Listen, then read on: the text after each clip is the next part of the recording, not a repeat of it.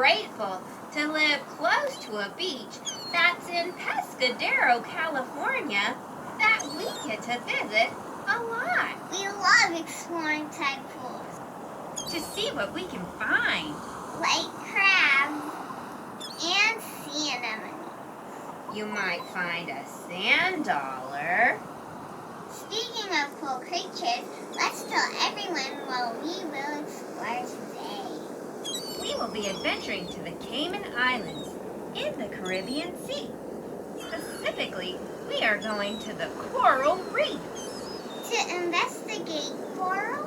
Yes, and deep dive into the coral reefs there. Sir David Attenborough, natural historian, broadcaster, and well-known narrator of many of our favorite nature specials, first declined to nominate a location for Tony Foster's Exploring Beauty journey because he feared if he nominated a place, it would be overrun with people. That may hurt the beautiful place. Then he had a change of heart because he realized that he could nominate a beautiful wild place that is worth protecting and that is endangered in many parts of the world. Even though the place is hard to get to, it is still under threat.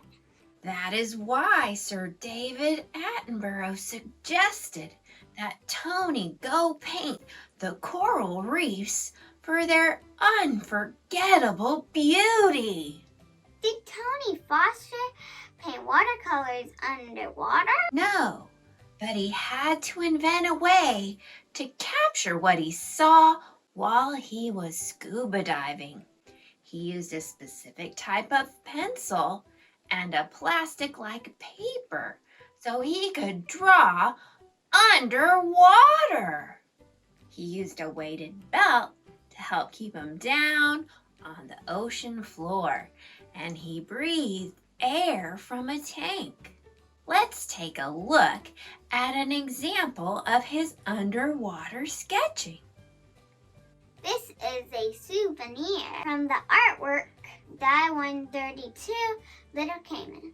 I can't believe he made beautiful artwork underwater.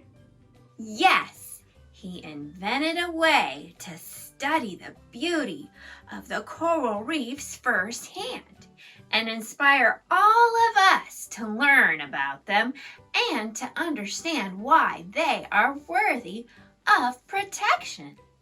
Today, we will talk about how coral reefs form, what makes them important in our world, and how we can do our part to protect them. We'll talk about one of Tony's beautiful artworks and the animals that live in the coral reefs. We'll sing a silly sea song, and then we'll make a project with Violet. He was ready to go explore coral reefs. Leaving the Foster in Palo Alto, California, and heading to the coral reefs of the Cayman Islands. The Cayman Islands are a 3-island archipelago. That's a group of islands in the Caribbean Sea. We will spend our day discovering a coral reef there. Wow, this is beautiful. The coral reefs of the Cayman Islands. Coral reefs are located throughout the oceans of the world. Along the warm waters of the equator. The architects or builders of coral reefs are the corals themselves. Small animals called coral form the coral reefs. A coral's body is called a polyp. These coral polyps secrete a hard substance called calcium carbonate. This makes the solid structure of the colony or group of coral we call a reef. Coral reefs form over thousands of years as generations of corals grow on top of each other. New corals settle and grow on the remains or skeletons of the older coral colony. Coral polyps are in the same family as sea anemones. Types of coral include stony, soft,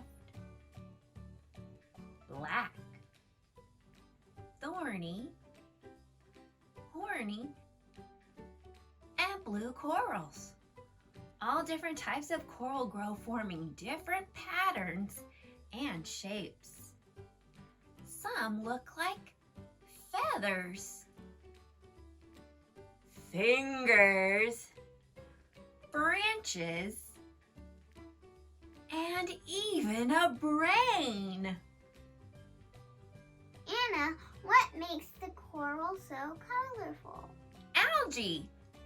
Algae and coral live in what is called a symbiotic relationship. That means they benefit from each other. Algae are the coral's primary food source. They create oxygen from the carbon dioxide that the coral and other creatures expel. They also create nutrients that the coral eats. Coral colonies or groups can grow for miles and miles. And they can grow as high as 35 feet. That's roughly the size of a telephone pole. Even though these tiny creatures can grow into large formations, they are fragile. Hurricanes can cause reef damage.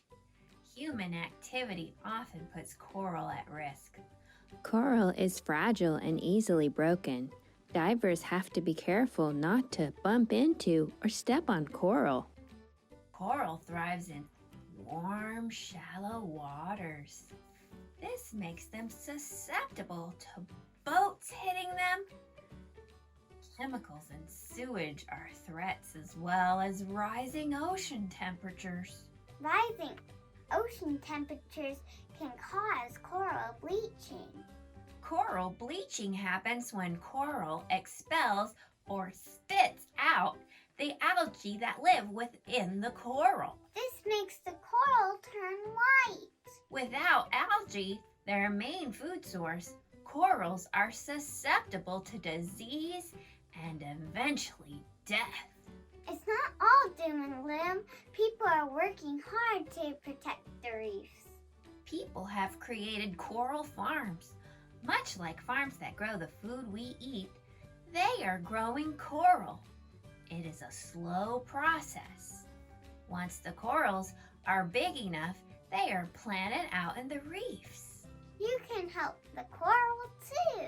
To prevent future damage to coral reefs, you can do many things. Make sure to use reef-safe sunscreen. Recycle and dispose of trash properly. Every little bit counts when people do their part. This will help protect the reefs for the creatures that live there. Speaking of the creatures that live in the reef, We have amazing artwork that Tony created under the sea. and Tony took the drawing he made underwater up to dry land to create a large watercolor painting. Die 132, Little Cayman. I see the drawing he made underwater. Tony has been a scuba diver for many years. Another souvenir is his diving record. It shows how long Tony stayed underwater and how deep he was. What do you think when you look at this watercolor painting? It's so colorful. There's so many different kinds of coral. I see one that looks like a fan. There's one that looks like a tree branch. What else do you see? So many fish. It Tony sat on the bottom of the ocean floor for about 45 minutes. During that time, these were the fish that he saw.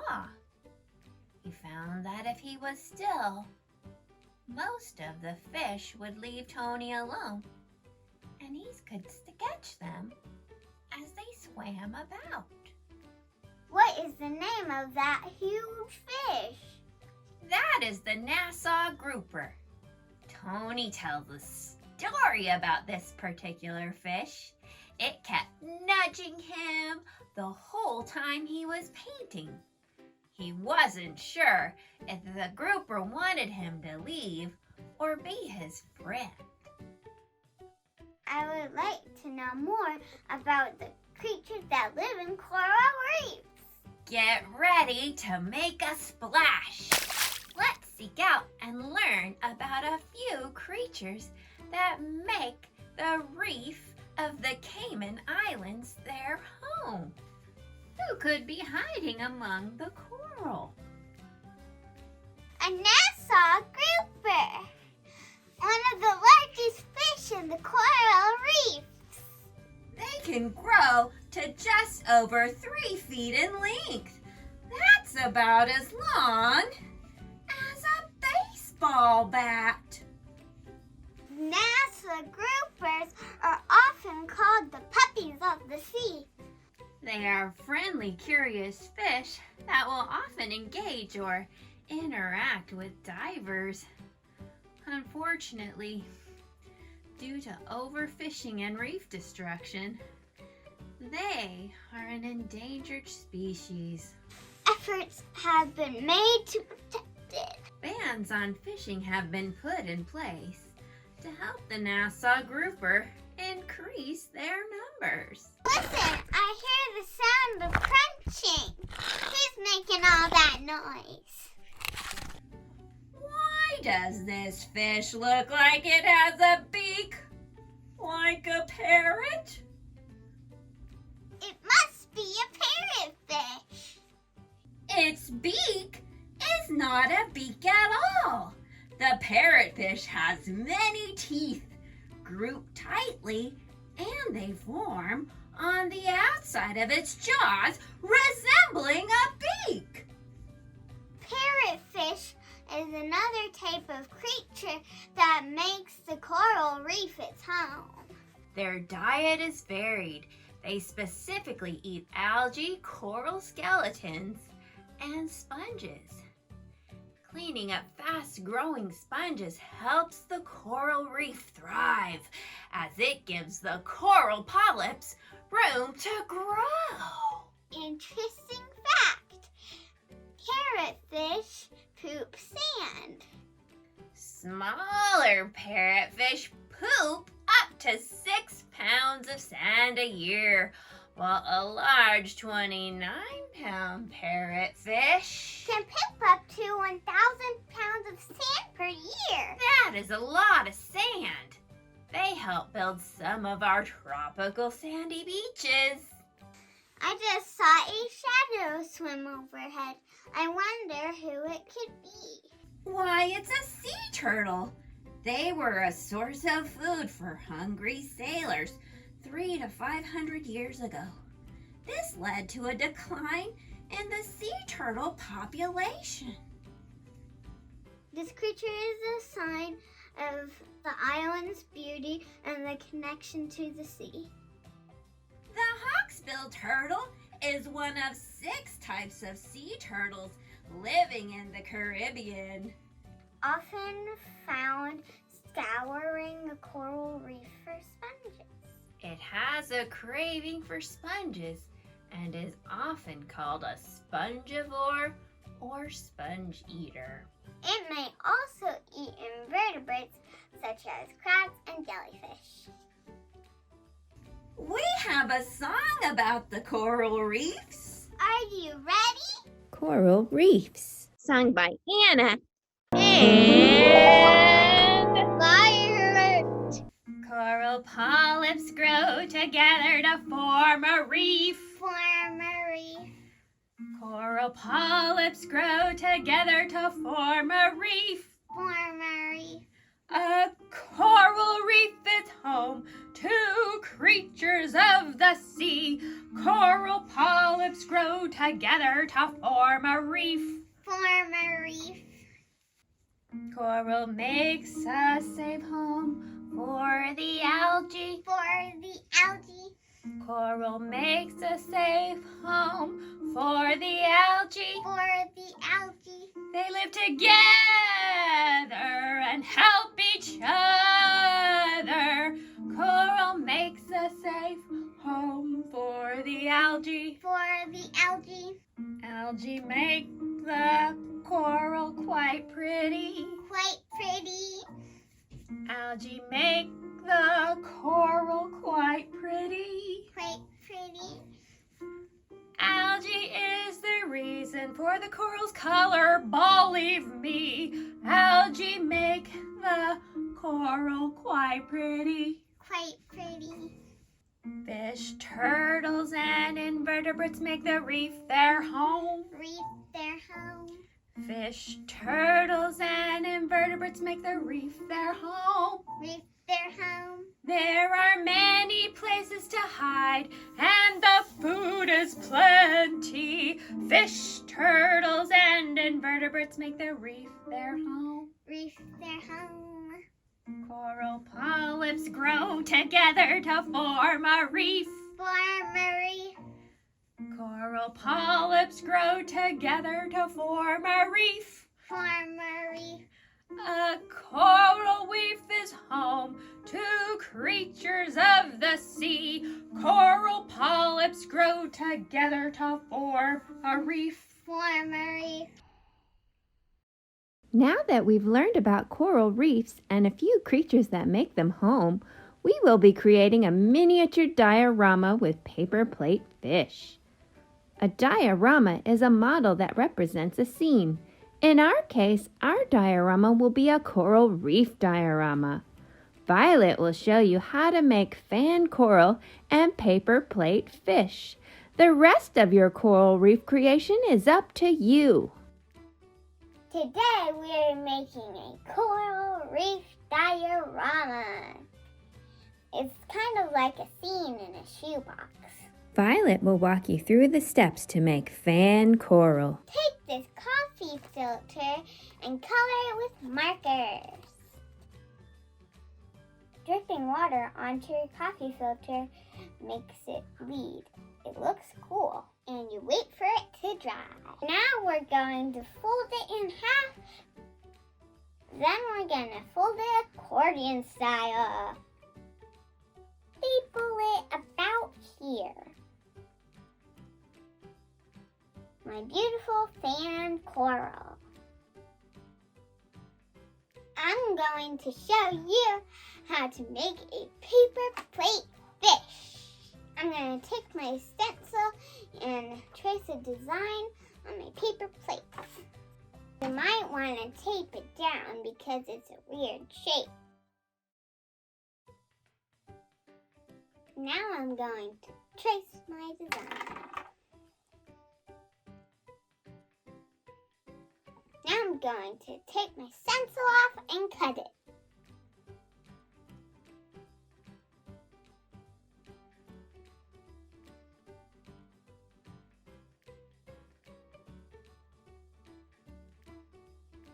Now we're gonna decorate it. You can do whatever you want to it.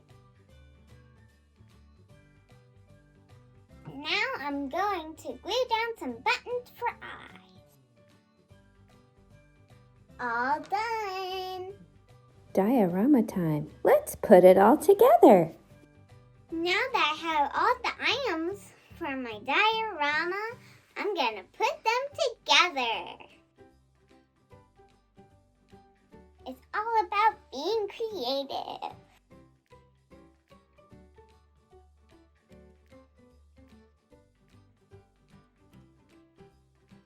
The sky's the limit when it comes to your imagination.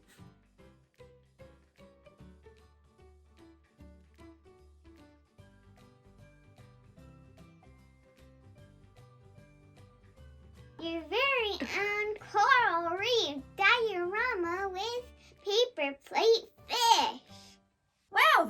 that is one amazing diorama. If you would like instructions to create your own coral reef diorama, watch other Anna and Violet episodes and learn more about the Foster. Go to www.thefoster.org/Anna and Violet. It was sure fun spending time with everybody in the coral reefs.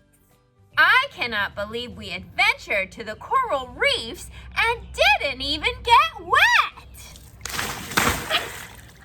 I can't wait to see where Tony will lead us next time. Will it be close to his home in Tywardreath, England? Overlooking an icy environment. We hope you will tag along. See you next time! Thanks for joining us on our journey. Don't forget to like and subscribe and visit www.thefoster.org.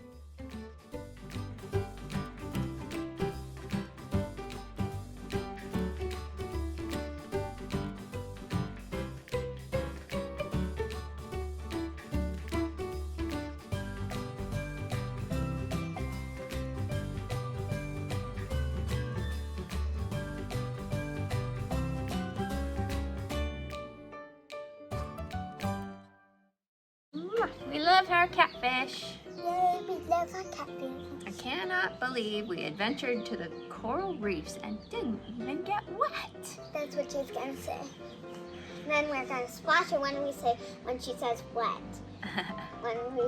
when she says that and we didn't get wet and we didn't even get wet. But I can't fish. That I can't fish.